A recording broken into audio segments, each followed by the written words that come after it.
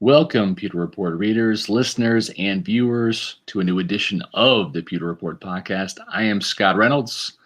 Today on the Pewter Report podcast, along with me is JC Allen. How are you? Doing great. We're almost there. I think we're Bradley Pinion days away from the game starting up. So, we had a lot of busy news the last 2 days. Excited to get into it and excited to break down these moves.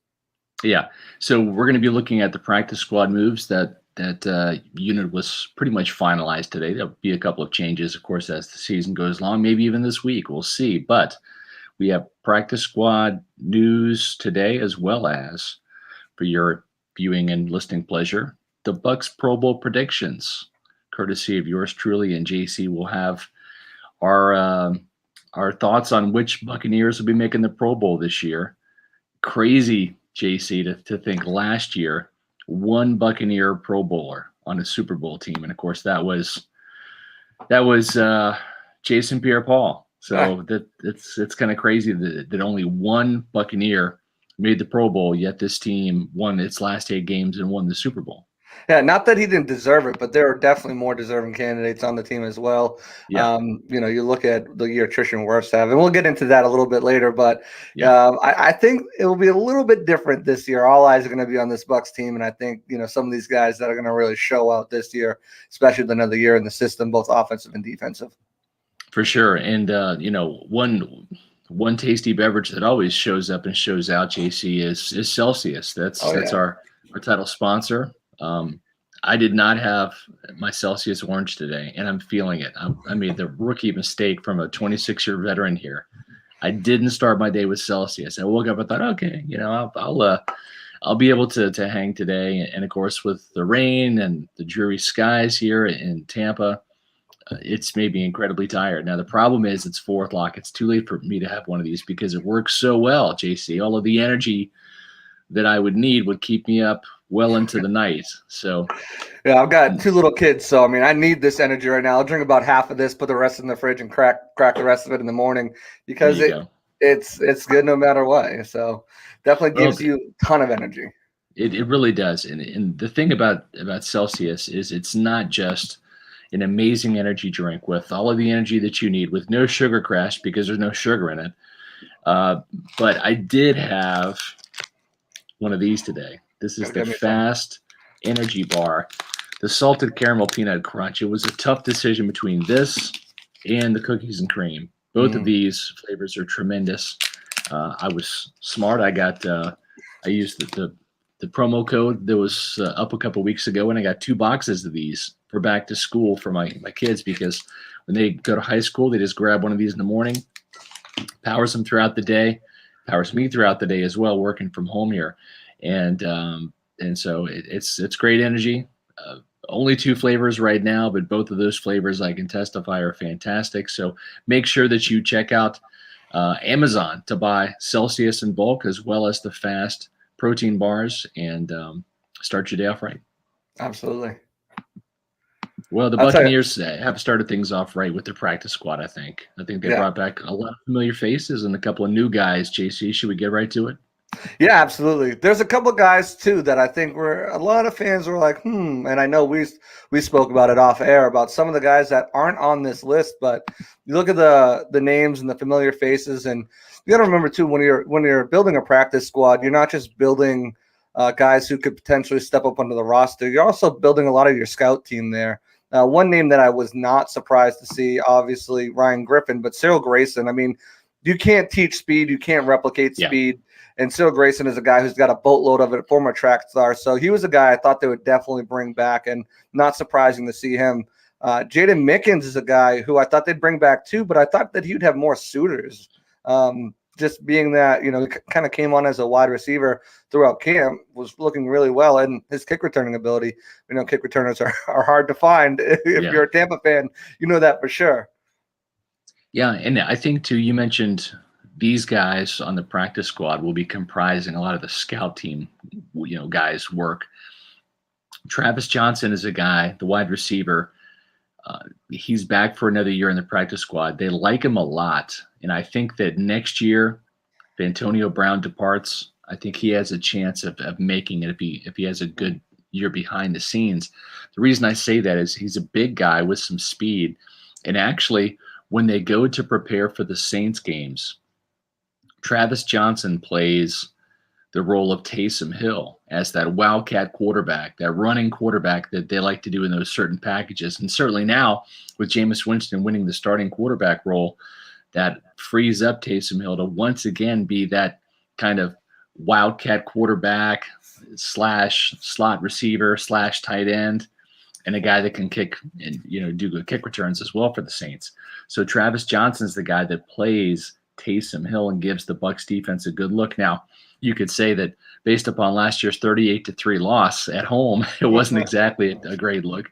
But that wasn't Travis Johnson's fault. That was the fault of the Bucs defense for just having a really crap game. Not just the defense, but the offense too. So Travis Johnson played quarterback in college too, if I'm not mistaken, at Montana. Yeah, he was a wide receiver and a wildcat quarterback, so he plays that position really well. And I think that's what the Bucs like about him. He's a big guy, 6'3", about 220 pounds. Can block too. Yeah, he does brings a lot of versatility there. So we talked about Ryan Griffin, Jaden Mickens, Cyril Grayson, the speed guy with no hands, as far as I'm concerned. Helmet. Helmet catch attempt back last year. Travis Johnson. Let's talk about the tight ends. We'll get to running back Darwin Thompson in just a minute, but Cody McElroy, him coming back over Tanner Hudson. Your thoughts on that? Not surprised, and it's something that a lot of fans kind of were talking about. Mr. August, as he's known, because it's September now, Jason. Right?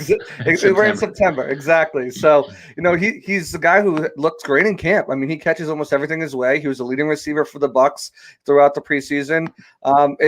He just can't get the other aspects of the tight end position down, and that's something that you heard Bruce Arians say. I mean, he said it in his press conference that Tanner Hudson's blocking has regressed, and I don't know how much you can regress from being, almost a non-factor as a blocker. But it's good for him. He'll get a new opportunity. He's going over to the 49ers.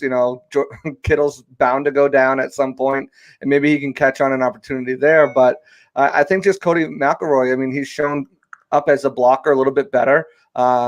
Former basketball player, so he's got that height, that speed, that athleticism, and I think the Bucs really want to work with him again. I think this is his third year too on the practice squad as well.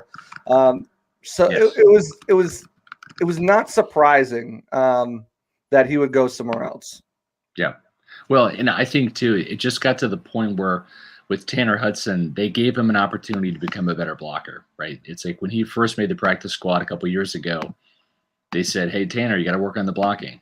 And then last year, hey, Tanner, got to work on the blocking. And this year, hey, Tanner, got to work on the blocking. And I just think that they just ran out of patience with Tanner Hudson. And he's a one-trick pony. And one-trick ponies stick around for a little bit, but you got to be able to do more. You got to be able to grow as a player in this league to stick, unless you're just uber talented or come with a big contract via free agency or a high draft status as a draft pick. So that wasn't the case for Tanner Hudson, and we'll see how he progresses there. But you're right that Cody McElroy brings a little bit more as a blocker. He's 29 years old. He's no spring chicken.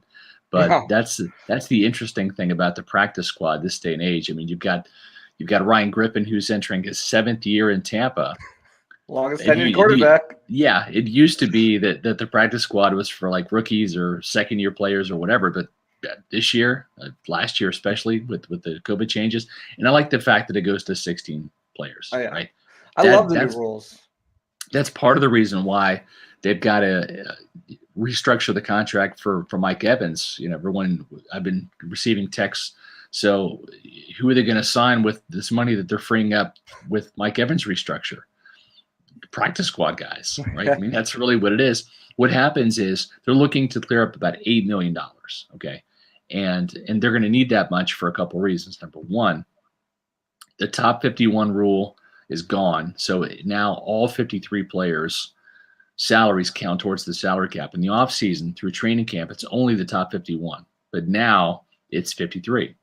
After that, then every person that goes on injured reserve, every injury replacement you have to sign, and all 16 practice squad players. Remember, it used to be 8 a couple of years ago.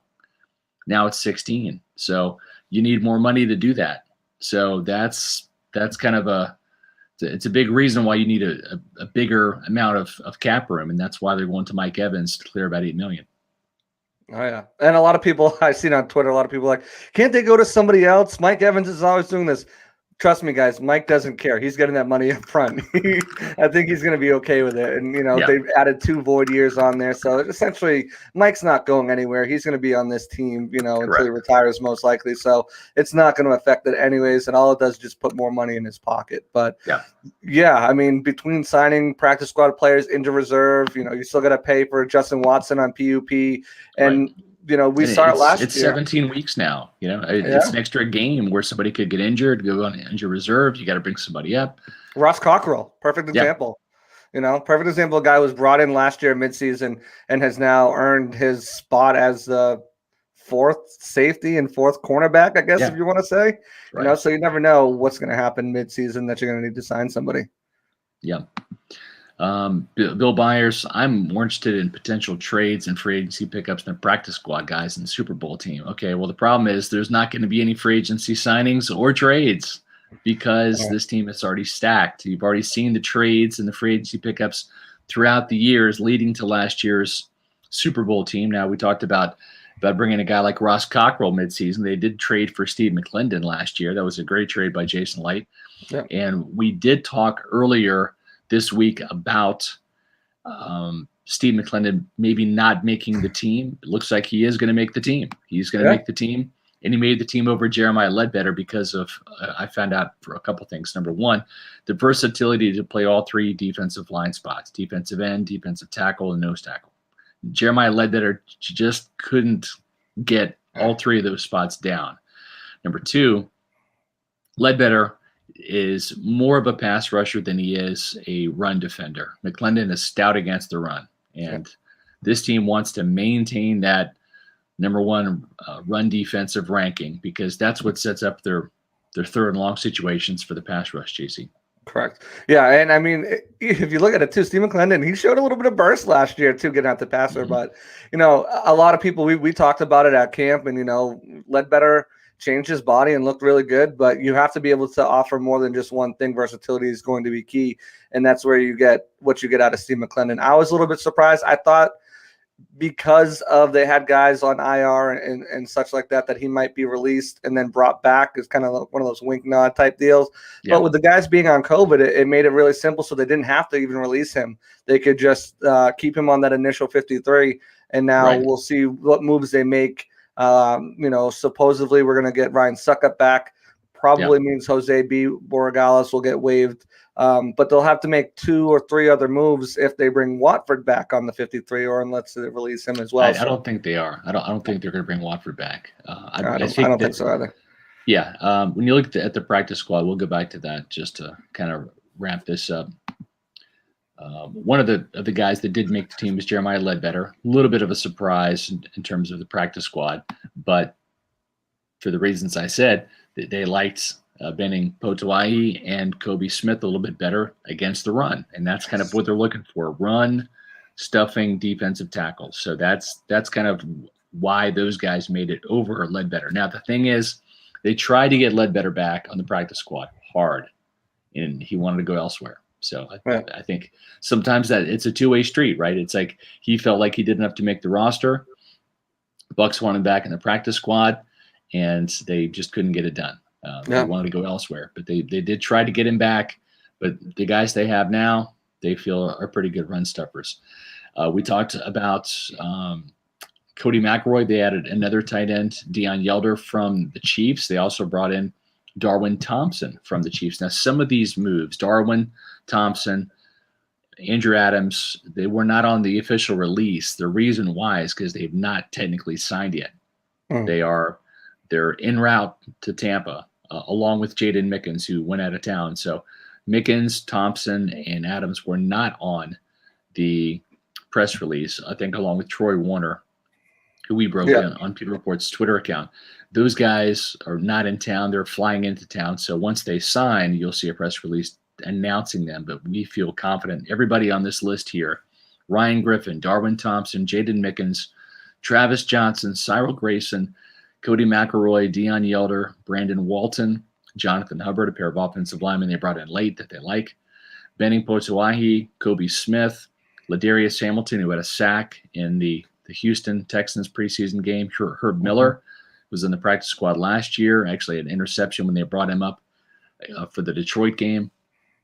Andrew Adams, a longtime veteran here in Tampa, and Troy Warner, who is also a safety. Those players are on the practice squad. There's one spot left that will be for Jose Borregales, the kicker, if he can clear the waiver wire process. If not, they'll have to go out and get another kicker. Yeah, they're definitely going to keep a kicker just because of COVID policies. It's a little bit different.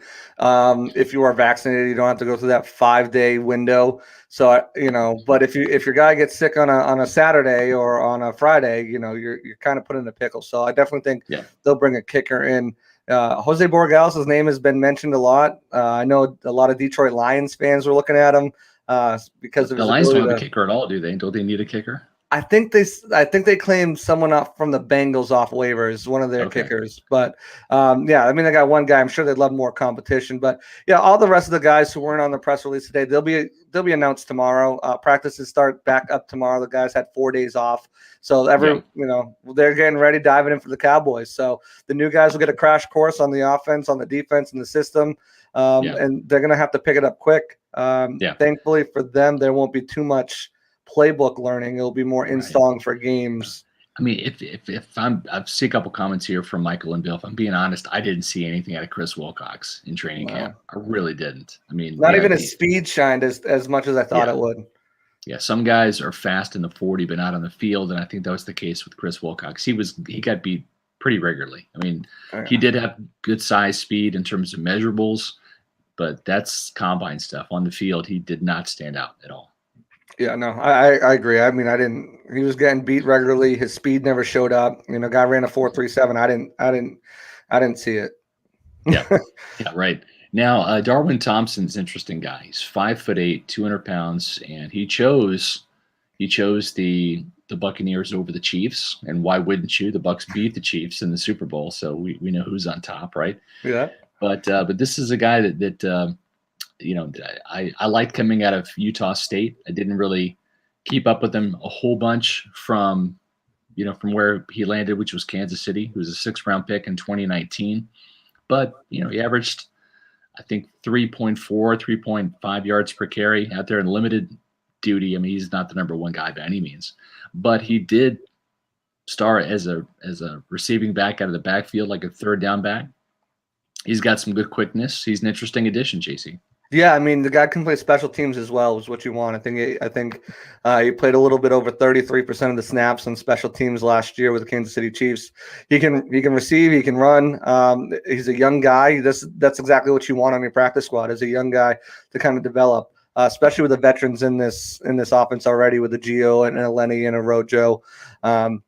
Hopefully he can rub off on Keyshawn Vaughn a little bit, or maybe even take his spot. The thing I find interesting, too, for Darwin is if the Buccaneers, and we're going to say if they make the Super Bowl, he'll have been in the last 3 Super Bowls, 2 with the Chiefs, won a ring, and then another one with the Bucs this year. So he knows what's going on. He probably looked at the AFC and was like, oh, the Bills and the Browns look pretty good.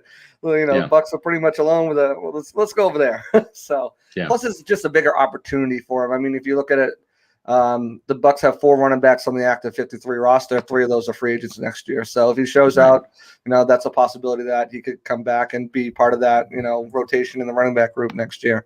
Yeah. Now, I think that sometimes is the pitch when the personnel department's reaching out to these guys and their agents. It's hey, not just this year. Don't look at this year's roster. Look at it next year. We got 3 running backs: Ronald Jones, we got Leonard Fournette, we got Giovanni Bernard, all in essentially contract years. They're signed for this year only, and you would guess that 1, maybe 2 won't be back next year. We'll see how this year plays out. I mean, who knows what's going to happen? But and Keyshawn Vaughn might not be back next year either.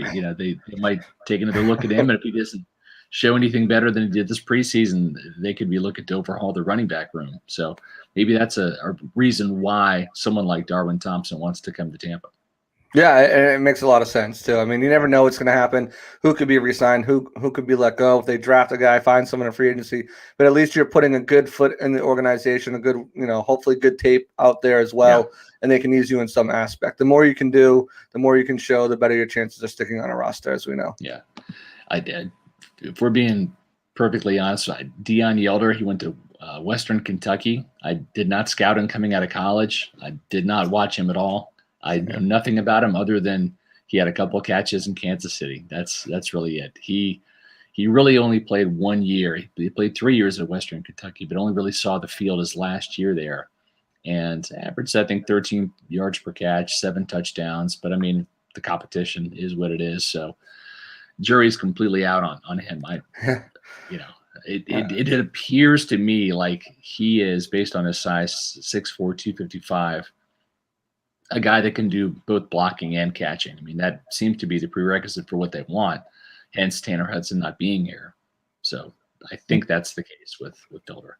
Yeah, With the Elder. Yeah, whatever the guys say. We'll learn a lot about him soon here. But Yeah.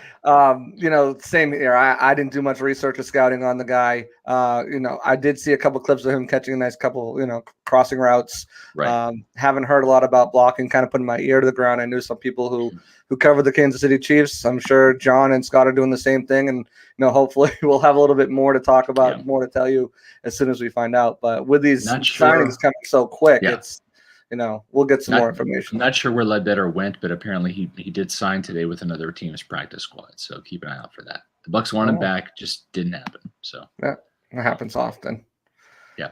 So wait, will Anthony Adams be on the active roster grade pickup? The interesting thing is, you would think, right, given his veteran status, that he would, come back and make the team.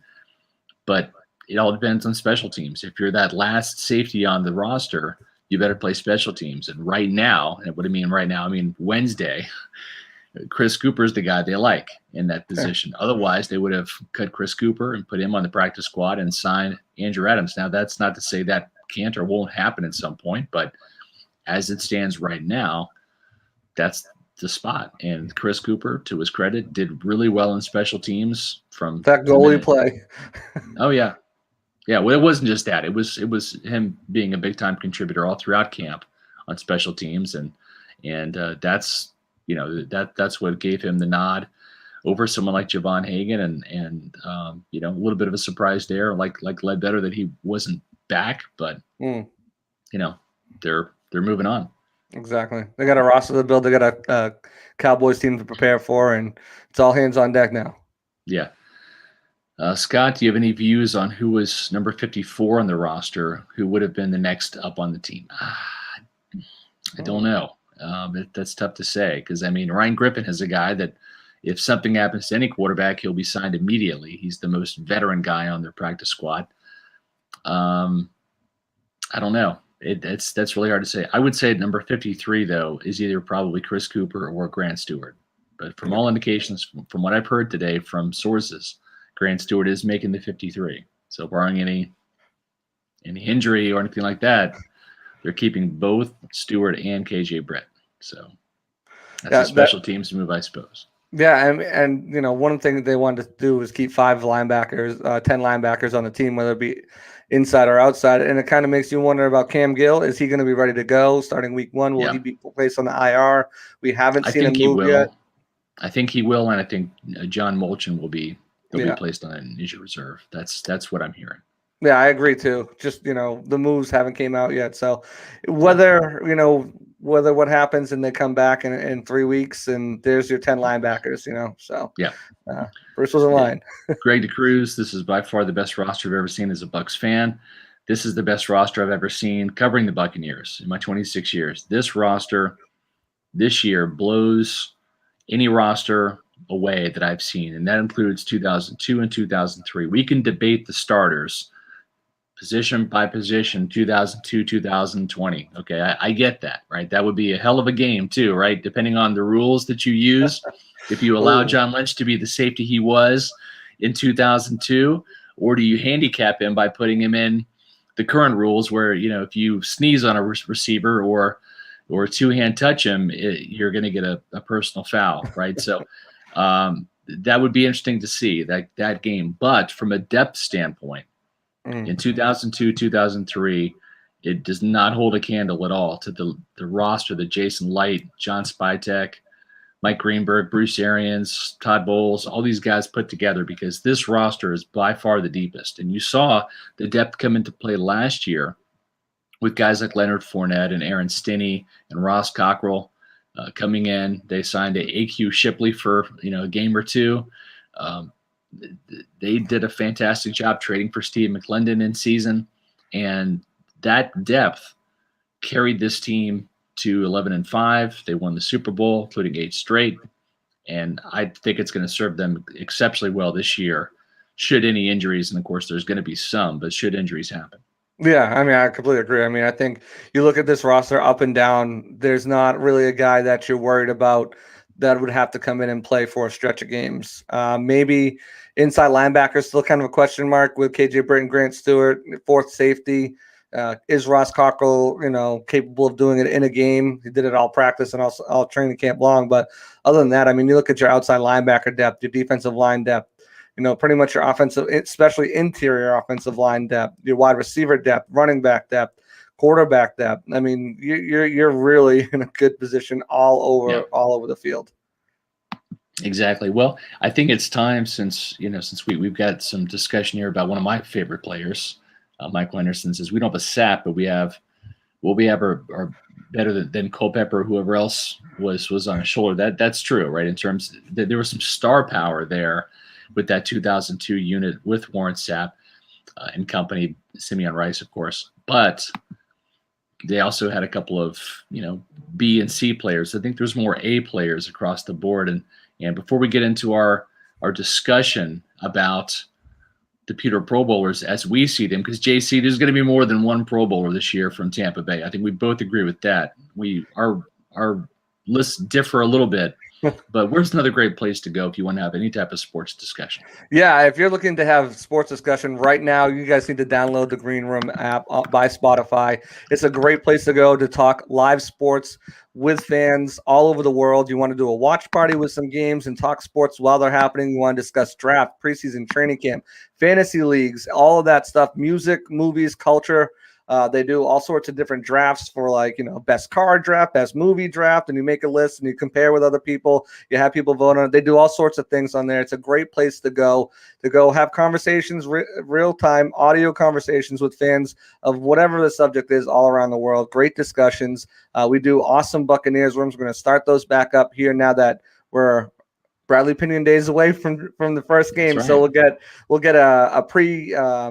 get next week we'll get a game day preview going on there. So it'll be me, John, maybe Matt will pop in. We'll get it going, and we'll talk to you guys, take all your questions, have you join the discussion.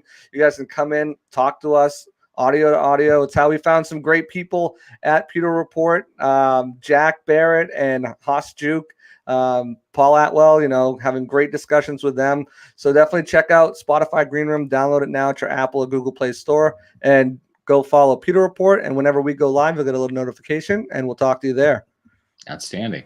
What else is outstanding is Bowl Champs 37 points out. The 2002 Bucs defense is still the best analytics-wise. You're not going to get any argument from me. I'm very partial to that unit. 2002 had 3 Hall of Famers, and Rondé's chances getting better every year. You could also put Simeon Rice in the mix there. 4 Hall of Famers and 1 defense is legendary, in my opinion, says Long Lost Leisure. I agree. The problem when you compare the 2002 Super Bowl team to this year's Super Bowl team, the Super Bowl winners, Super Bowl 55, is that Tom Brady's not in there yet, but he's going to be. Rob Gronkowski's not in the Hall of Fame yet, but he's going to be, right? I mean, all of the players on this team, Mike Evans, who knows? David. Who knows what Devin White will become, right? Who knows what Tristan Wirfs? Vita Vea, Tristan Wirfs, exactly. We just don't know how many of these guys are on this current team are going to be Hall of Famers, right? I mean, you can probably say Brady's a lock, right? That's a given. Gronkowski's a lock. There's 2, but there's going to be more. I think Mike Evans is also pretty close to a lock, so there's 3. It just we have to wait a little bit before we can kind of start throwing up Yellow Jacket versus Yellow Jacket. Yeah, right now the 2002 unit certainly has the advantage, but they have time on their side, right? So these current Buccaneers are still playing. So having said that, what kind of prompted this discussion today was, JC, I'm looking at this and I'm like, gosh, this is crazy. The Buccaneers had one Pro Bowler. That was Jason Pierre-Paul last year. Crazy. On a Super Bowl team. So when was the last time that happened? Okay. So I did a little research for this. I'm going to be writing about this in my Fab 5 too, but you guys get it a little early here. Sneak peek. So, in Super Bowl, the 2007 Super Bowl, that's a Super Bowl that Tom Brady would love to forget. That's when the upstart New York Giants beat Brady and the Patriots and ended their perfect season, which was 19-0 at the time. 18-0. 18-0. Okay. Because I'll never get that song. 18-0, one more to go, Super Bowl. I'll never get that song out of my head. It haunts me till this day. Yeah, you lived up in Boston during those times. So the interesting thing about that 2007 Giants team is the Buccaneers won the NFC South, hosted the Giants that year, got up early on the Giants, 7-0, thanks to an Ernest Graham touchdown. Then it was all Giants after that. The Giants went on to win the Super Bowl that year by going on the road as a wild card team and running the gambit. Well, the Buccaneers did that last year as a wild card team, going on the road for every game and winning, except for the home game, Super Bowl, right? So that's the last time that a Super Bowl champion has had one Pro Bowler. That Pro Bowler that year was O.C. Umenyiora. I loved O.C. Yeah. So now the interesting thing is we go from one spectrum, which is the one Pro Bowl player on a Super Bowl champion, O.C. Umenyiora, 2007 Giants, Jason Pierre-Paul, former Giant, with the 2020 Buccaneers. The team that had the most Pro Bowlers on any Super Bowl winning team since the Bucs won their Super Bowl in 2002 was the 2002 Super Bowl champion Buccaneers. 7 Pro Bowlers. 7. Brad Johnson, Mike Allstott, Warren Sapp, Simeon Rice, linebackers Derek Brooks, who was your NFL Defensive Player of the Year that year, Sheldon Quarles, and John Lynch. So they had 7 Pro Bowlers that year. So let's take a look at your list first here, JC. Let's do it. Let's see how many Pro Bowlers you have with the Buccaneers this year. Let's count that. I count 7. 7. I got 7 for you, JC. That's pretty good. Let's start at the top, shall we? This Tom Brady guy. You think that he has what it takes to be a Pro Bowler this year? I'm not sure. I mean, after last year's performance and after last year's, vote, whoever was doing the voting, I don't know what they were on, but I mean, I think he should have been one last year.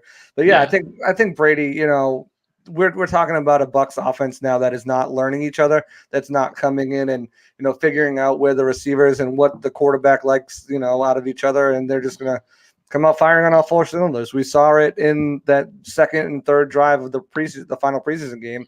And I think it's going to be much like that throughout the season. I got Tom Brady getting up to, I think he's going to score 50 touchdowns this year, to be honest with you. Yeah, I do too. I think 50 is the number for him.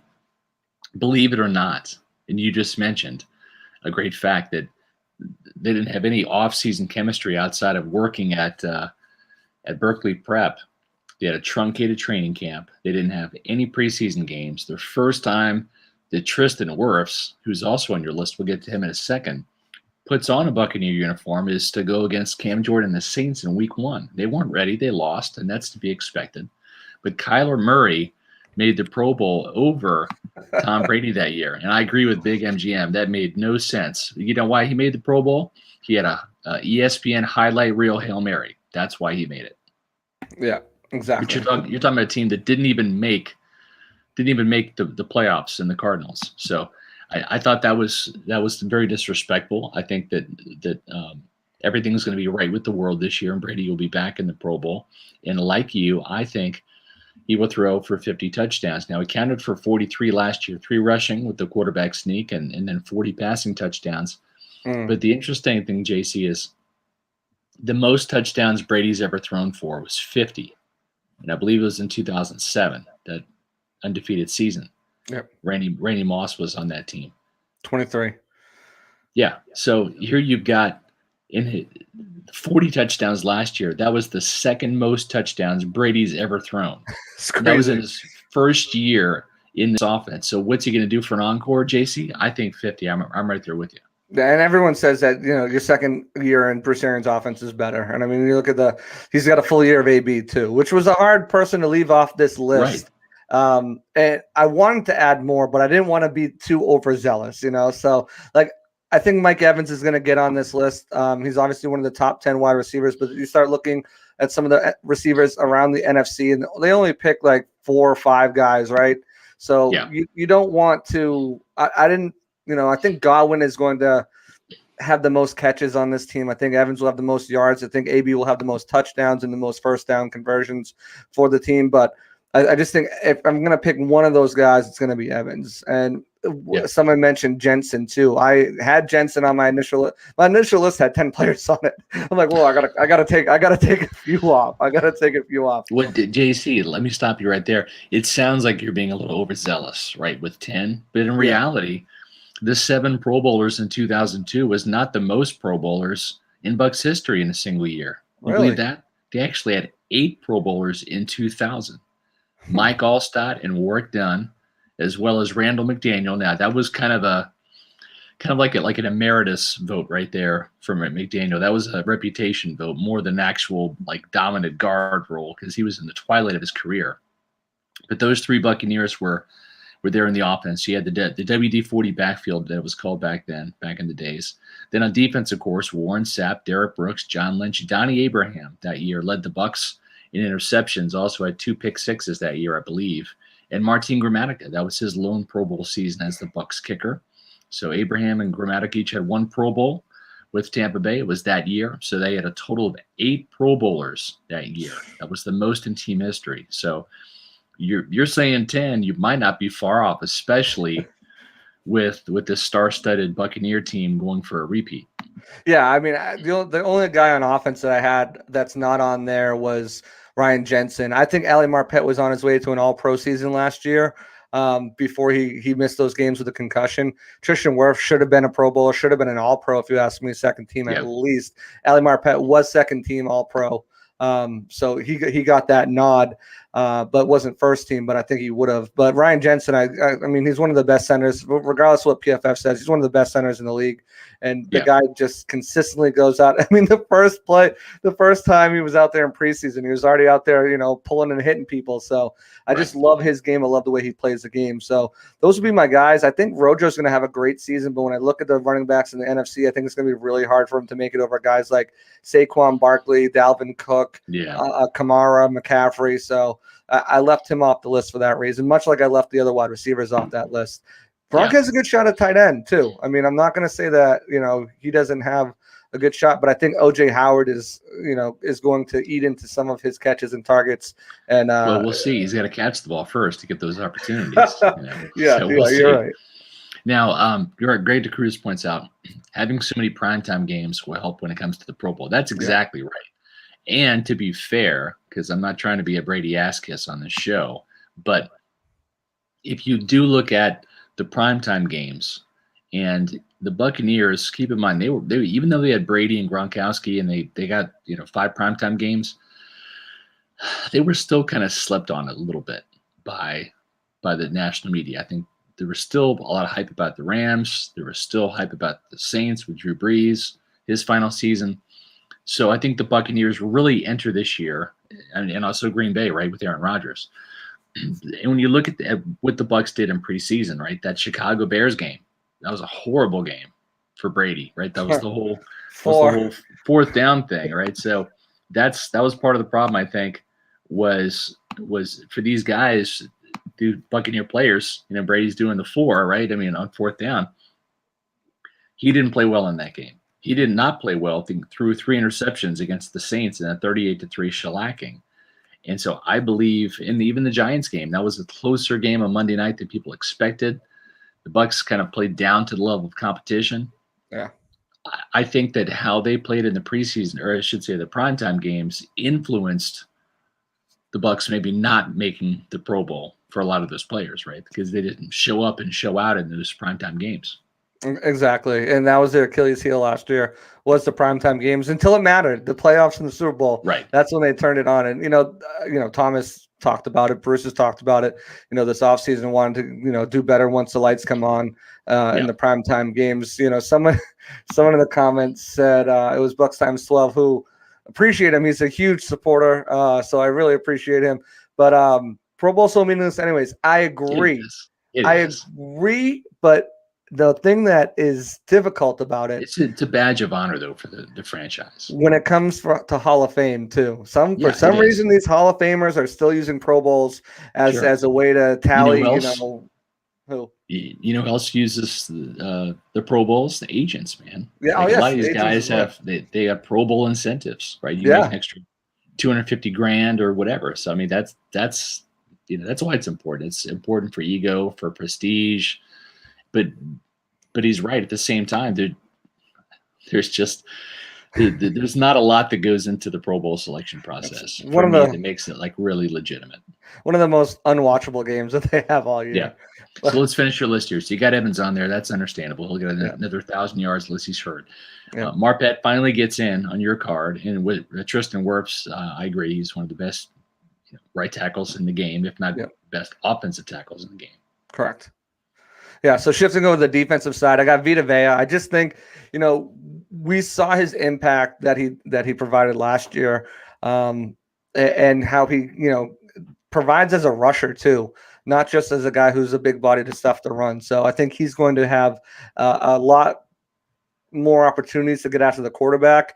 And I see him getting noticed. And this is a year for Vita Vea that he can solidify himself as probably the second or third best defensive tackle in the league behind Aaron Donald and a few other players. I just think this is a year that it's all going to come together for him in order to get there. He's going to get a lot of opportunities on the primetime stage. I think the Bucs only have 2 1:00 games, so if they're not primetime 8 o'clock, they're at 4 o'clock, and all eyes are on you there too. So he's got an excellent opportunity to go out there and show that, hey, I am one of the best tackles in the game. I think Vita's got a couple things going for him, and I appreciate the comment question here by Long Lost Leisure. Can Vea put up the necessary stats? Only 3 defensive tackles, and Aaron Donald's one of them. That's for sure. Grady Jarrett, Fletcher Cox made it last year. Hard to see Vea getting the Pro Bowl not. I understand that from a sack perspective.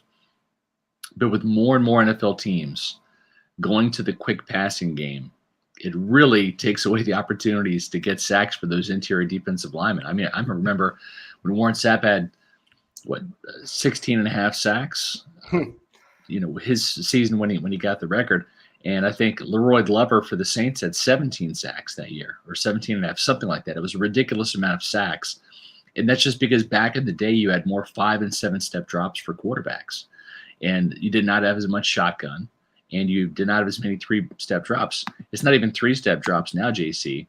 It's a full-on, snap the ball 1 step, smoke route down the line of scrimmage to wide receiver screens. And so there's just not as many opportunities, I think, with the quick passing game that we've seen the league go to. The Rams use it almost exclusively. You're going to see that in Cincinnati, right? You're going to see that in Houston, what it looks like, I should say that the Titans offense will run the quick game a lot.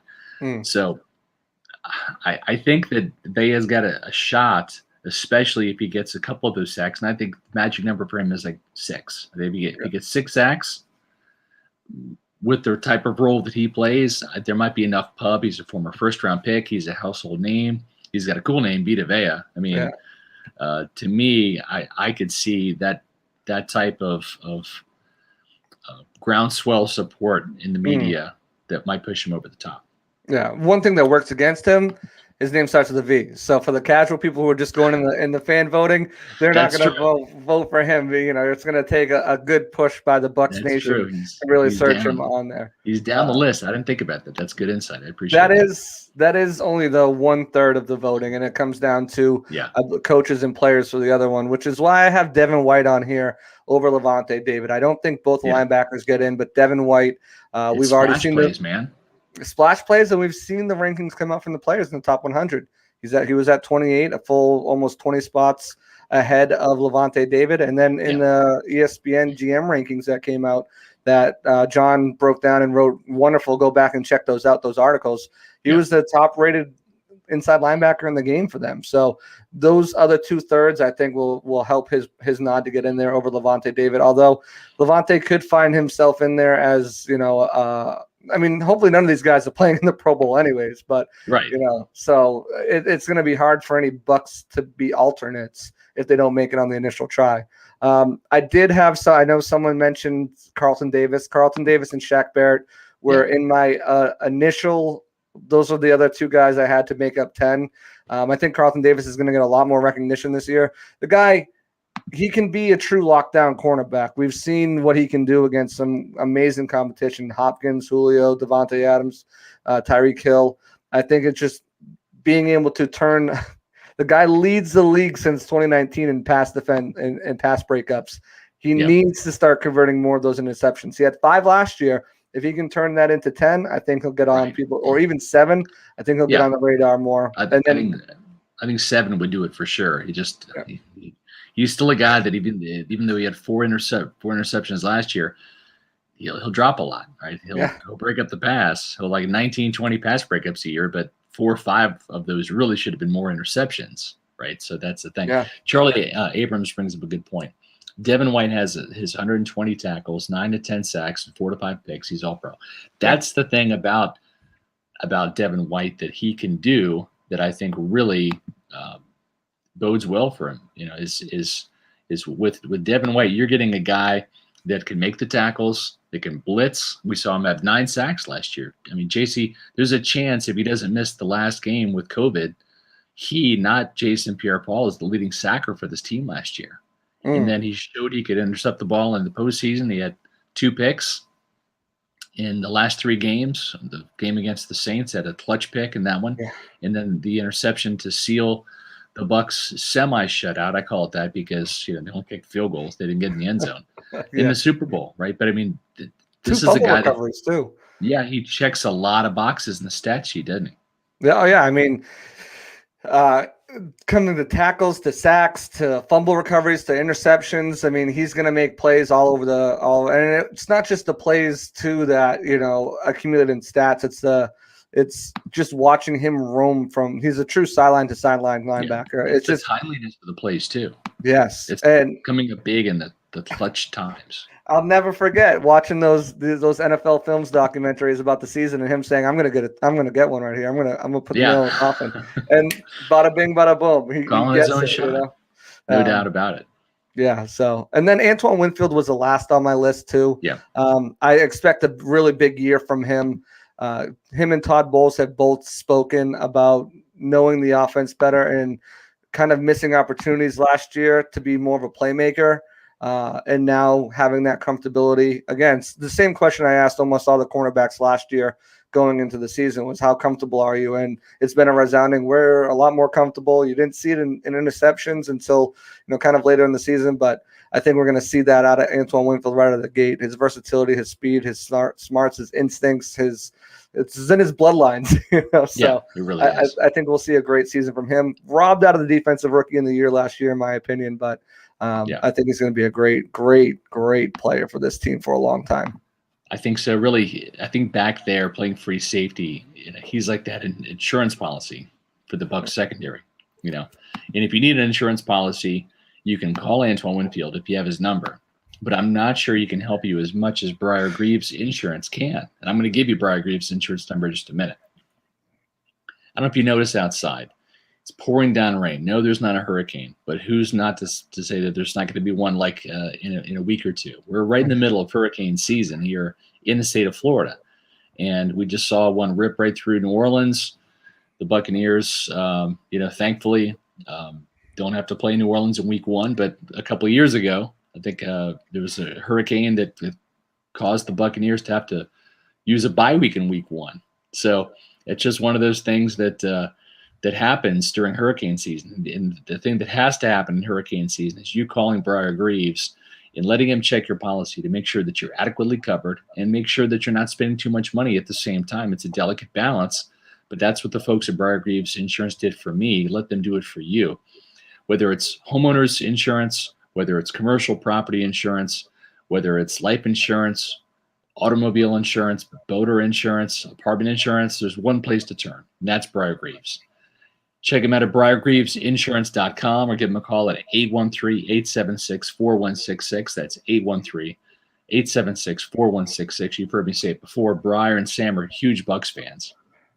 So you're going to get them on the phone rather than some auto bot or some person in some call center. You're actually talking to the people who are going to insure you. And that hometown service has kept them in business for decades here in the Tampa Bay area. So do like I did.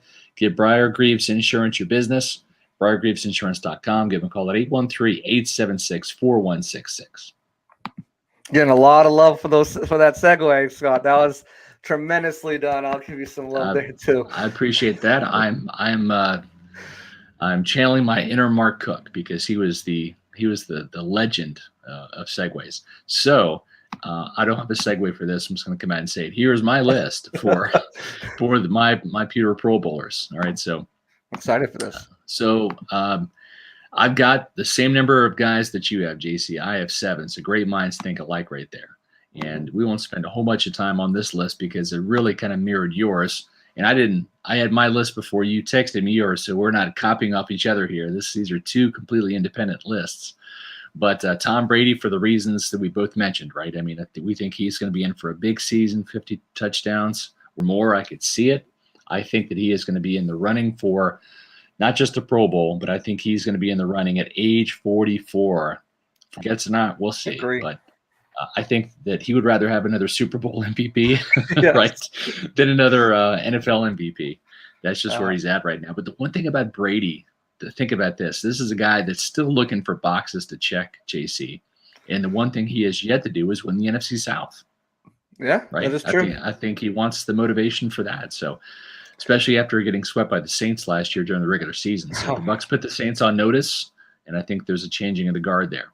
Yeah, and they talked about that in the latest episode of The Current too. You know, our first goal is to win the NFC South, which I thought was interesting. Yeah. You know, I mean, it's something that didn't do, and it's on their mind. Hey, we got to win this division first. Well, you know why? Because they're 1-0 at home in the postseason with Brady in the postseason, right? Yeah. I mean, they won the Super Bowl last year, so they want to get more playoff games at home, and that starts by getting that home field advantage. Winning your division is key. So you had a tremendous wide receiver on your list. You had this guy right here, Mike Evans. Now, it was tough because I was going to put a wide receiver in there, and I even thought about Antonio Brown for a minute. But I remembered in 2019, which was the first year that Chris Godwin was in Bruce Arians' offense, Godwin was actually the guy that had more catches, more yards, more touchdowns than Mike Evans that season. They both made the Pro Bowl. They both went over 1,000 yards. But Godwin was the guy, because of the slot receiver role that he plays, he gets more action. And I think that if he's healthy, and injuries kind of derailed him last year, if he's healthy, then I think that this year he is going to be the Pro Bowl receiver for the Bucs. I think Evans still gets 1,000 yards. But like last year, Evans got 1,000 yards, didn't make the Pro Bowl. But I still think both those guys hit 1,000. But Godwin gets it in a contract year. He's the franchise player. Yeah. He gets it in a contract year. So that is one difference between your list and mine. Yeah, it's just more name recognition for me. I think Godwin's going to have the better year, to be honest with you, as you know, for the reasons you just said. It was just, I think Evans' name recognition, casual fans, going to click the box of Mike Evans. E comes before G anyway, so. Then you look at Marpet and Wirfs for the exact same reasons you mentioned. It's time. It's time for Ali Marpet to get the recognition he deserves. Okay, so I put Ali in there, and I think that he's going to have a really good season. Again, it's just about staying healthy. That's the biggest thing. But I'm going to go with the left guard and the right tackle. So I think both those guys end up making it. I just think the world of Tristan Wirfs. I was fortunate enough when I started covering the Bucs in 1995 to still see the legendary great Paul Gruber play for the Buccaneers, and he has been by far the best offensive lineman in team history. I think Tony Mayberry three-time Pro Bowl centers, probably second on the list. But this kid right here, the trajectory that he's on, right? I mean, you're talking about a multiple-year Pro Bowler, All-Pro candidate. I think this kid's an absolute stud. When it's all said and done, he could very well be the best offensive lineman in Bucs history. I know we're getting way ahead of ourselves after 1 year, but I'm just telling you, the way that this kid plays, the trajectory he's on, he has a chance to be dominant for a long time. Yeah, I agree. I mean, he could be not just the best offensive lineman in Bucs history. He could be one of the best linemen in NFL history, and certainly a Hall of Famer. I've never seen a rookie come and do what he did against some of the best pass rushers. His biggest mistake was against Khalil Mack. Come on. Sorry, you gave up a sack to an All-Pro, right? I mean, so arguably the best pass rusher in the league, right. He's certainly the highest paid pass rusher in the league. So it's looking forward to that rematch for sure. Oh, that would be great. And trust me, Tristan's looking forward to it as well. So we got Vita Vea and Devin White on there for the reasons that you talked about. I agree with you. I think Vita Vea is going to get that pub on the national television stage where you might see a sack from Shaq, you might see a sack from JPP, but the color commentator, the analyst, they're going to correctly say, yeah, but look at this push by Vita Vea here, right? He forces the quarterback right into Shaq, right into JPP, right into Joe Tryon maybe. So I think that Vita Vea is going to get some pub, some recognition, and I think he makes a Pro Bowl this year. Same with Devin White, the splashier linebacker now. Levante, I love the guy, but at age 31, it's Devin White's time to shine, and he's the guy that's making the splashier plays right now. And that's what gets you in the Pro Bowl. I mean, if you're looking for just a tackling machine, a steady, playmaker, that's Levante. That's always been Levante, but White can do more from a blitz coverage tackle standpoint at this stage of his game because he's younger. And he's vocal too. He's a vocal guy. It's something that Levante's never really been. Correct. So he's going to get the sound bites out there. He's going to get the clips. He's going to go on Good Morning Football and do all those great, give you some great clips and great quotes out there. So, I mean, he's going to. I agree with you 100%. So I don't have Winfield making it, but I got Shaq Barrett making it. Now, my rationale is 2 years ago, Shaq made it.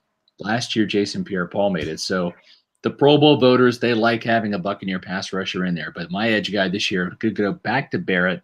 I think he beats JPP out by a sack, maybe like 13.5 to 12.5, or 13 to 12, something like that. I think it's a race all year. I think Shaq ends up winning, and I believe that I think he's going to live up to the contract. I think that he is really going to live up to the $17 million per year price tag. And I liked what I saw from him chasing Tyrod Taylor around. It reminded me of what he was doing to Patrick Mahomes in the Super Bowl. So I think the Shaq is ready to pick up where he left off from that Super Bowl game and really have another good season, even a better season he had last year when he had 8 sacks last year. Yeah, I completely agree with you there. He was the last guy deleted off my list before I sent it to you. I was like, do I want to have 4 and 4? I mean, it kind of looks too uniform, so I took him off. But I really do think he's capable of having another Pro Bowl, all-pro year. I'm not saying 19.5 sacks, but the guy, he had 8 sacks last year, but he still led the NFL in pressures and quarterback hurries. Sure. So, and he he had 4 in the postseason, 3 at Green Bay. Yep. And then the one in the Super Bowl, and as Michael, Michael Henderson points out, he was a little quiet in the preseason, but keep in mind he only played 6 snaps in the first game, and in the second game against the Texans, the second game he played in, third preseason game overall, I thought he played quite well. He was really disruptive and getting after Tyrod Taylor. One thing I love about Shaq too is he's his biggest critic. I mean, if you listen to some of his sound bites when he's talking about that Chiefs game, he was mad at himself for not wrapping up and not getting there and not making the plays that he knew he could make. So, going from 19.5 to 8 sacks is kind of humbling. Now, he still got rewarded for it, obviously. And I think, as you said, he wants to show that, he's worth the contract. He's worth the money. He's not an Albert Hainsworth guy. He's not saying, all right, pay me. I got paid and now I'm just going to do. He's going to go out there and give your all every time. And it's going to be tough to get him off the field. To get a guy like I've seen the comments blow up about Tryon making the Pro Bowl is probably not going to happen with JTS. Not yet. But Yeah. I mean, maybe in the future. But you know, I just think that he is going to have a heck of a season. If Vita Vea is healthy, I think Yeah. that's going to be huge for him. And I'm not saying his game relies on Vita Vea. It just Right. helps him so much more because you got another guy who not only is a big body who can stop the run, who can hold up blockers, but also rush the passer too. That's So if right. you're getting rushed from the middle, you're getting rushed from both the sides, it allows your edge rushers to get more sacks. And I think Vita will be key to him having another huge season. Oh, I totally agree. And I think the thing too, when you look at the sack totals this year, and I think Joe Tryon-Shoyinka is going to end up with 6. I think that's going to be his number as a designated pass rusher. But I think that 6 is going to help the Bucs get over 50 sacks this year, which will be the second time it's ever happened in franchise history. The Bucs got 47 in Todd Bowles' first season as defensive coordinator. They got 48 last year. I think they're going to continue to ascend. I think they'll get over 50 this year. Joe Tryon will be a big part of that. So, oh yeah. I mean, I'm right there with you. 6, 7 sacks. I mean, he's looked unblockable at times, and just as much as it helps these offensive linemen, it helps these outside linebacker edge rushers to go against these great offensive linemen. Again, iron sharpens iron, and that's right. I think he's going to be ready going against Tristan Wirfs. I mean, we talked about Shaq having a quiet preseason, training camp. That's why. And Tryon's lining up on both the left and right side, so he's going up against Wirfs too. When he goes up against one of these lesser tackles, I think he's going to feast a little bit. So, yeah, I can see him having a 2-sack game. Maybe that's where he gets his 6, coming in as you said, that DPR. Yeah, for sure. So, speaking of numbers, you've helped us get over 5,000 subscribers on YouTube. That's awesome. We want to see that number grow to 10,000, and we're on the way. If you're listening to this edition of the Pewter Report podcast live, or if you're listening to a recorded version of it, subscribe to our Pewter Report TV YouTube channel and hit the like button on our videos. You can also hit the notifications button. What that'll do is when we go live, and sometimes it's fluid after games because depending on what time the coach, Bruce Arians, and the players speak after the game, sometimes it's closer to 35 minutes. Sometimes if they go a little bit long, it's closer to 45, 50 minutes. So when you hit that notification button on our Pewter Report TV YouTube channel, once you've subscribed, you'll get a notification let you know when we're live, especially for those post-game podcasts. So that's the reason for doing that. So Absolutely. We appreciate everybody joining us today. John will be back tomorrow with special guest. And JC, I liked your list. I like my list. I think the Buccaneers, 7 was the magic number for both of us today for the Pewter Pro Bowlers, and we appreciate everybody's comments back there. So for JC, I'm Scott Reynolds saying we'll see you next time on another edition of the Pewter Report podcast. Out.